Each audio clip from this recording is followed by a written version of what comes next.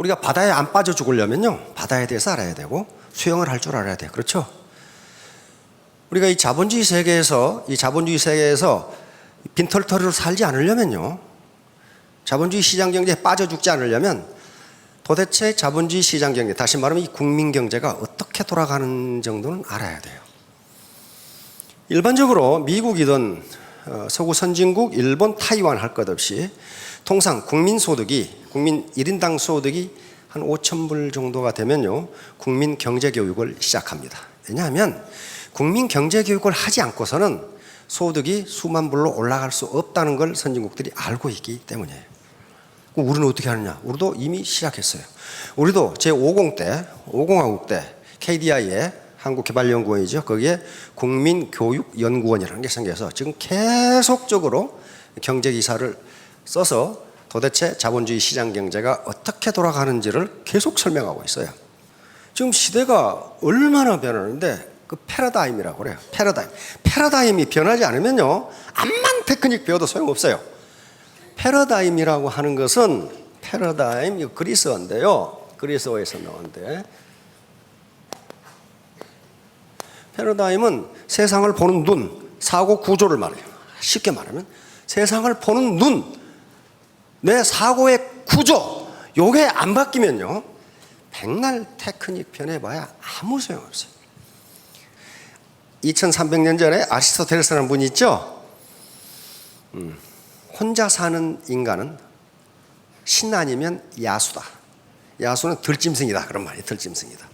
들짐승도 혼자 못 살아요. 혼자 못 삽니다. 그러면 이런 의문을 가지신 분이 계실 거예요.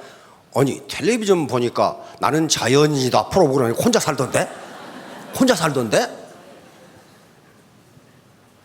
혼자 못 삽니다. 그 자연인이다 하는 그 사람이 입고 있는 옷 지가 만들었어요? 신발 지가 만들었어요? 솥단지 지가 만들었어요? 절대로 그렇게 못해요.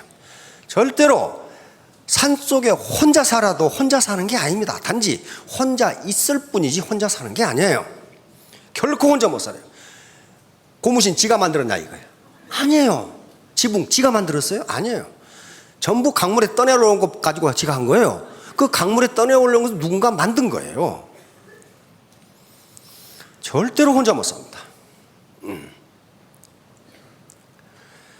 그런데 그렇기 때문에 인간은 여기까지 오시면서 나는 스폰서 힘 안 빌려, 내가 혼자 갈 거야. 자동차 몰고 왔으면 그 자동차 자기가 만들었냐 이거예요? 아니에요. 오다가 기름 넣으셨으면 기름 자기가 만들었냐 이거예요? 아니에요. 따라서 모든 사람이 어울려 살지 않으면 살 수가 없어요. 그러면 왜 어울려 사느냐 이거예요? 왜 어울려 살아? 혼자 살면 좋을 텐데 왜 어울려 사냐고요? 같이 살면 이익이니까 그래요. 그거 간단해요. 같이 살면 이익이니까.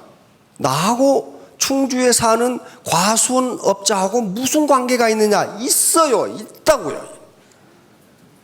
있어요. 그것을 경제학에서는 뭐라 그러냐면 소비자 잉여라고 그럽니다. 학술 용어예요. 소비자 잉여.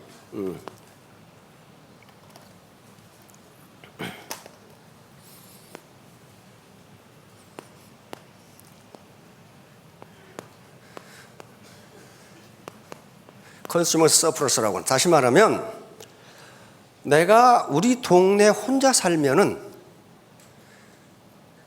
그렇게 싼 값에 전기를 가설할 수 있느냐 하는 거예요.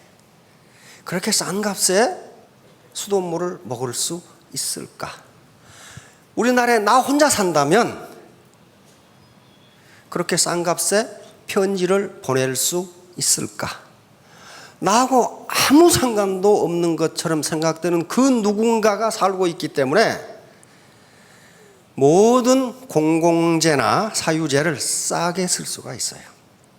다시 말하면 내가 라면을 먹었을 때에 느끼는 만족감, 배고플 때 라면 먹으면 진짜 맛있죠. 그런데 그 라면이 아무리 비싸봐야 1,500원 그 미만이에요. 그러면 소비자 잉여라는 걸 뭘 잉여라고 그러냐면은 내가 라면으로부터 라면을 먹었을 때 느끼는 만족감은 2,000인데 내가 1,500원 주고 샀다. 그러면 500만큼이 남았다. 그런 말이에요. 그걸 소비자 잉여라고 그래요. 그러니까 모든 사람이 그렇게 돼. 모든 사람이. 애터미 사업을 하겠다고 쫄래쫄래 온 사람 중에 파트너가 자기 스폰서를 겁박을 해. 당신 나 때문에 돈 벌잖아. 돈 내놔. 돈 많을 때 내놔. 그런 사람 있어요. 지금 안 웃고 인상 쓰고 있는 사람들 그런 사람이 있을지도 몰라. 자기 때문에 돈 번다고 생각해. 내가 당신 파트너 있으니까 내가 팔아니까 뭘 벌잖아. 그중에 몇 퍼센트는 내. 막 겁박을 해. 그것은 외부 경제라는 걸 모르는 그 자본주의 경제가 무엇인지도 모르는 그 반팽이에요. 예를 들면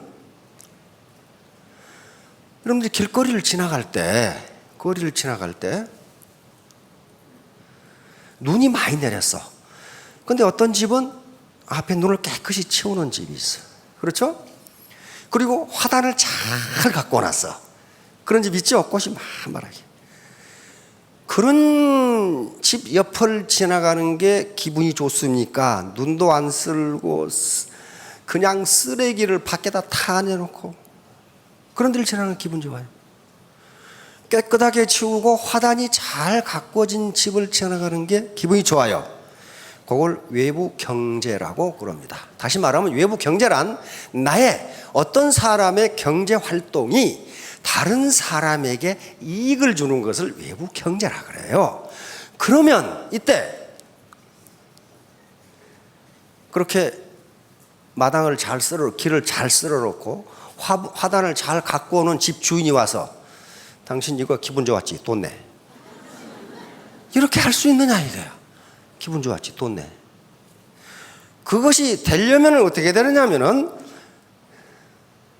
눈도 안 쓸고 쓰레기를 버린 집 문 열고 들어가 가지고 내 기분 나빴어. 돈 내. 이거하고 똑같아요. 다시 말하면 자본주의 세계에서 살다 보면은 외부 경제를 창출할 수도 있고 외부 불경제를 창출할 수도 있는데 모여 살게 되면은 외부 경제를 창출하는 게 훨씬 많아요. 내가 노력한 것보다 더 많이 얻는다 그런 말이에요. 더 많은 수익을 얻어요. 그렇기 때문에 모여 살아요. 그러니까 스폰서 파트너 관계로 유지가 되어 있지만은 내가 A라는 사람의 파트너지만은 나는 B라는 사람의 스폰서예요. 그렇잖아요. 그러면 내가 A라는 사람한테 당신 나 때문에 돈 벌지? 돈 내놔. 그러면 B라는 사람도 C라는 사람도 B라는 사람이 그렇게 요구할 수 있다 그 말이에요. 그렇죠? 너는 뭐야? 너도 내놔 임마. 그것은 이 자본주의 세계가 외부 경제와 외부 경제가 쌓여서 돌아간다는 사실을 잘 모르니까 그래요. 잘 모르니까. 그래서 자본주의 시장 경제에 대한 이론적 그리고 사상적, 이념적 기반을 놨다고 하는 아담 스미스의 국부론이라는 책이 있습니다. 들어보셨죠? 아담 스미스를 그래서 경제학의 아버지라고 부릅니다. 그럼 그 이전에 경제학이 없었나? 있었어요. 있었는데 그 전에 경제학은요, 중상주의라든가 중농주의, 요것은 시장 경제를 잘 설명을 못해요. 아담 스미스의 경제의 국부론의 제1장 가장 페이지를 딱 열면 나오는 게 분업에 대하여 이렇게 나와요. 분업에 대하여. 그러니까 혼자 사는 인간도 자기가 이 운동화, 옷, 모자 다 안 만들고 그 사람은 자기가 잘하는 어떤 것에 특화해서 그것을 만들어서 어떻게 합니까? 시장에서 교환하는 시스템이 자본주의 시스템이에요. 자본주의 시스템이에요. 그러니까 일상은 나 혼자 산다. 절대로 그렇게 못 삽니다. 그러니까 우리가 스폰서 파트너로 구성된 이러한 소셜 네트워크를 만들어서 휴먼 네트워크죠. 이 그물망을 만들어서 활동을 하는 것은 어느 누군가가 누구를 빼앗거나 누구 때문에 돈 버는 게 아니고 마치 과수원업자와 양봉업자처럼 상호 이익을 주고받는다는 말이에요. 그렇게 똑똑하면 혼자 해보면 될 거 아니에요.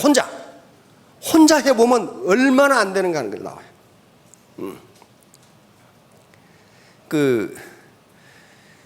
이 나폴레옹 힐이라는 사람이 있어요. 뭐 그런 사람이 있다, 그렇게 알아두시면 됩니다. 성공학의 아주 고전적인 책을 쓴 분이 1938년에 그 책이 나왔어요. 1920년에 나와. The Law of Success. 성공의 법칙이라는 책이 있어요. 그러면 수만 명, 한 5만 명의 성공자와 실패자들을 스터디하고 인터뷰를 해서 그 책을 쓴 거니까 거의 고전이에요. 거기에 마스터마인드란 말이 나옵니다.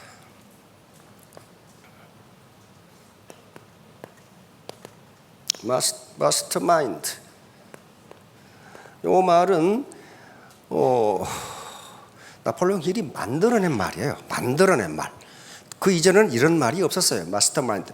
왜냐하면은 나폴레옹 힐이 그 수많은 성공자들, 예를 들면 헨리 포드, 토마스 에디슨, 윌슨 대통령, 다 청년 시절에 전부 인터뷰를 한 거예요.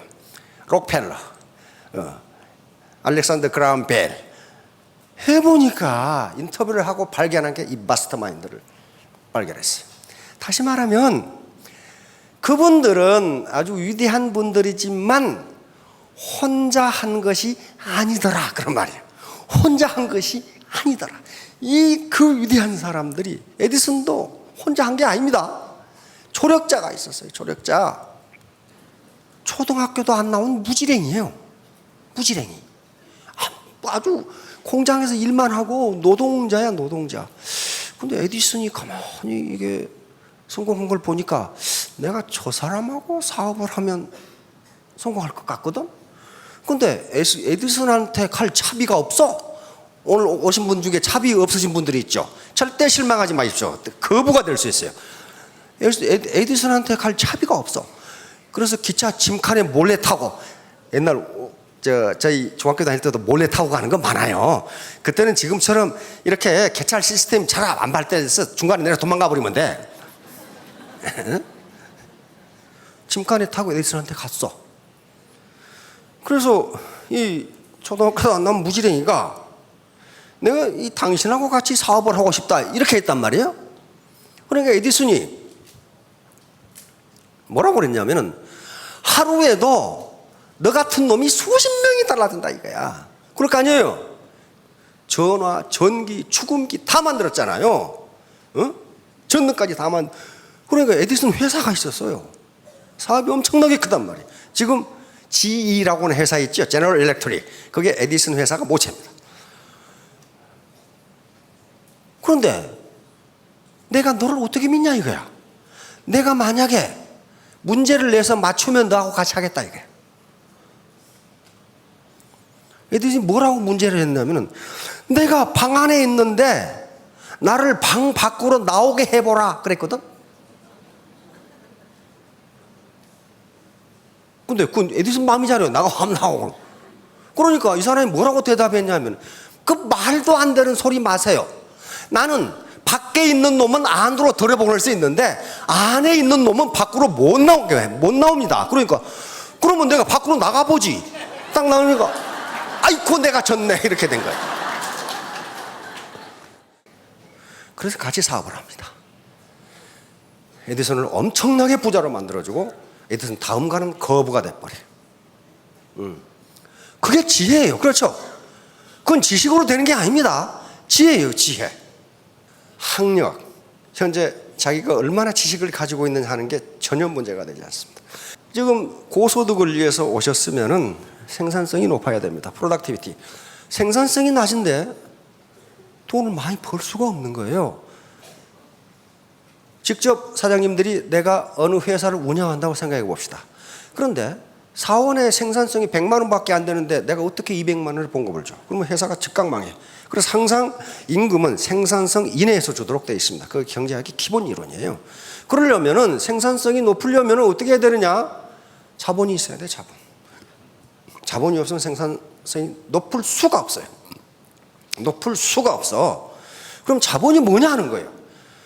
자본주의 세계에 살면서도 우리가 자본이 뭔지를 모른다는 말이에요. 왜냐하면 KDI에서 계속 교육을 했어요. 자본이 뭐다는 것을. 그런데 뭐 보는 사람이 별로 없어.